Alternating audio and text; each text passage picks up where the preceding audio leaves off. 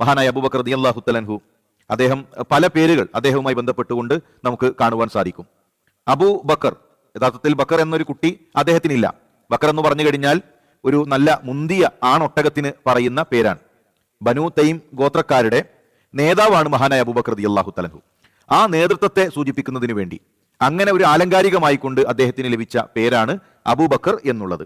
അതുപോലെ തന്നെ അസ്സുദ്ദീഖ്, പ്രവാചകൻ സല്ലല്ലാഹു അലൈഹി വസല്ലം തങ്ങളെ എല്ലാ കാര്യങ്ങളും സത്യപ്പെടുത്തിയ സ്വഹാബി, ഒട്ടും സംശയിച്ചു നിൽക്കാതെ, ഒരു സെക്കൻഡ് പോലും കാത്തു നിൽക്കാതെ പ്രവാചകൻ സല്ലല്ലാഹു അലൈഹി വസല്ലം തങ്ങൾ പറയേണ്ട താമസം ആ കാര്യങ്ങൾ സത്യപ്പെടുത്തിയ വ്യക്തിയാണ് മഹാനായ അബൂബക്കർ സിദ്ദീഖ് റളിയല്ലാഹു തആല അൻഹു. അങ്ങനെ ലഭിച്ച പേരാണ് അസ്സുദ്ദീഖ് എന്നുള്ളത്. പ്രവാചകൻ സല്ലല്ലാഹു അലൈഹി വസല്ലം തങ്ങൾ തന്നെ ആ പേര് പലതവണ പ്രവാചകൻ സല്ലല്ലാഹു അലൈഹി വസല്ലം തങ്ങൾ അബൂബക്കർ സിദ്ദീഖ് റളിയല്ലാഹു തആല അൻഹുവിനെ വിളിച്ചിട്ടുണ്ട്. ആദ്യമായി ഇസ്ലാം കേട്ട ഉടനെ ആ ഇസ്ലാം അദ്ദേഹം സത്യപ്പെടുത്തി. ജാഹിലിയത്തിൽ തന്നെ അബൂബക്കർ റളിയല്ലാഹു തആല അൻഹു ശിർക്ക് ചെയ്തിട്ടില്ല, അദ്ദേഹം മദ്യപിച്ചിട്ടില്ല. ഉപ്പ അദ്ദേഹത്തിന് വേണ്ടി റൂമിൽ ഒരു വിഗ്രഹത്തെ ഒരുക്കി കൊടുക്കുകയും അതിനോട് പ്രാർത്ഥിക്കാൻ ആവശ്യപ്പെടുകയും ചെയ്തു. ആ വിഗ്രഹങ്ങളുടെ മുന്നിൽ ചെന്ന് അദ്ദേഹം പറഞ്ഞു, വിഗ്രഹങ്ങളെ, നിങ്ങൾ യഥാ എനിക്ക് വിശക്കുന്നുണ്ട്, നിങ്ങൾ ഭക്ഷണം നൽകുക, എനിക്ക് വസ്ത്രം നൽകുക.